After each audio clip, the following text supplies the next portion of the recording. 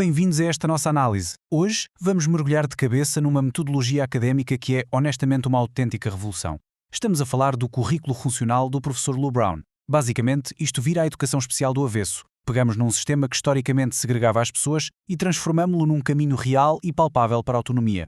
É uma mudança de paradigma daquelas que redefinem por completo o futuro de milhares de jovens.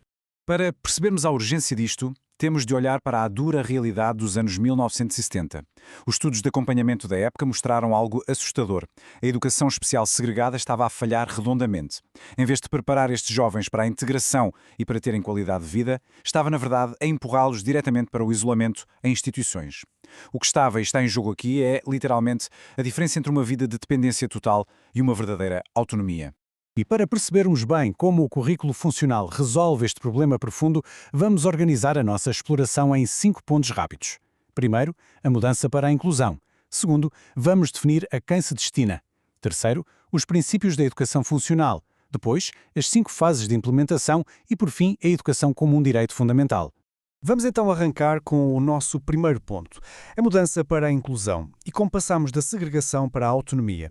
O grande clique para a metodologia de Lou Brown foi uma evidência simples, mas esmagadora. A escola tradicional, fechada no seu cantinho, simplesmente não preparava os estudantes para uma vida independente na comunidade. Vejam bem, mesmo com mais acesso às escolas, o resultado final acabava quase sempre em inatividade e solidão. Por isso, a conclusão tornou-se óbvia. Ensinar só por ensinar não serve de nada. É absolutamente crucial ensinar para a vida real. Passando ao nosso segundo ponto, definir a população-alvo. Afinal, para quem é que isto foi desenhado? Apenas 1%. Este número representa o grupo que está no centro de todo o trabalho do professor Brown. Estamos a falar da franja da população com o nível de funcionamento intelectual mais baixo e, bem, pode parecer uma percentagem pequena, não é? Mas representa inúmeras vidas que precisam, sem dúvida alguma, de uma abordagem radicalmente diferente. E o mais interessante nesta abordagem é que se abandonam de vez aqueles rótulos clínicos rígidos a que estamos habituados, como o autismo ou a síndrome de Down. O foco recai inteiramente nas necessidades de apoio únicas deste 1%.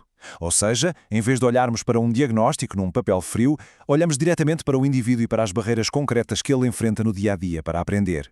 E isto leva-nos ao nosso terceiro ponto, onde vamos mergulhar na filosofia central, nos princípios desta educação funcional. Mas o que significa realmente educar de forma funcional? A resposta está numa definição brilhante do próprio Lou Brown. Basicamente, é priorizar competências que têm um valor prático imediato e que promovem a dignidade humana.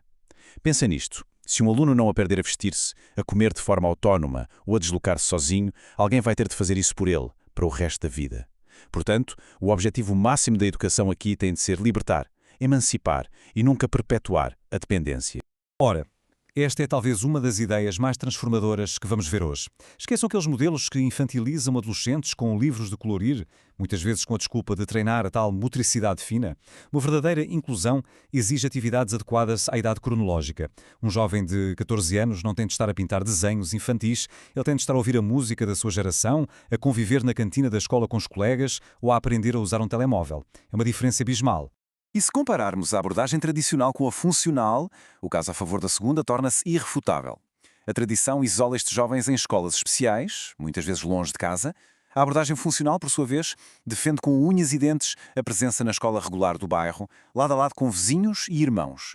Isto é usar a comunidade inteira como um ambiente educativo por excelência.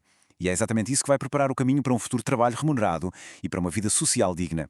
Muito bem, passemos ao quarto ponto, que é onde a magia acontece na prática. As 5 fases de implementação, a verdadeira mecânica do currículo.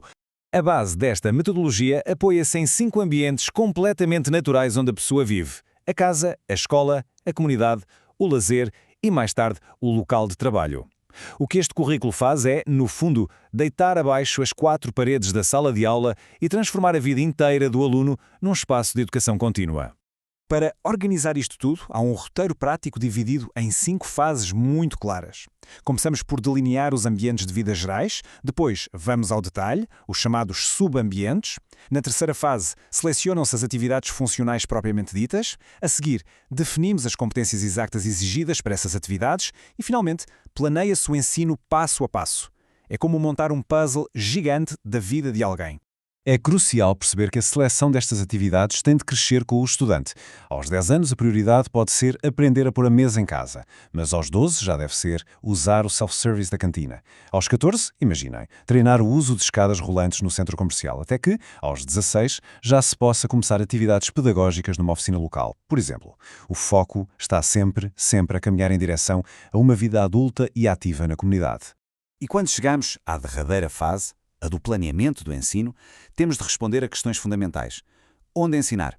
No local real, claro, porque é muito difícil para estes alunos generalizarem competências se praticarem num ambiente artificial. Quem ensina? Todos, desde os pais até aquele lojista lá da rua. E como avaliar? Bem, não é com teste de escolha múltipla. Avalia-se observando se a pessoa consegue cumprir a tarefa com autonomia na vida real. A vida é o derradeiro teste. E assim chegamos ao nosso quinto e último ponto. A educação não como um favor, mas como um direito. Percebam que não estamos a falar de um simples método alternativo de ensino. Este currículo é a concretização prática de direitos humanos fundamentais. Estamos a falar de direitos que têm sido defendidos por declarações internacionais enormes nas últimas décadas. Não basta falar de inclusão de forma teórica e bonita. São metodologias robustas como as de Low Brown que garantem que essa participação na sociedade acontece mesmo a sério. O que nos deixa com um pensamento bastante provocador.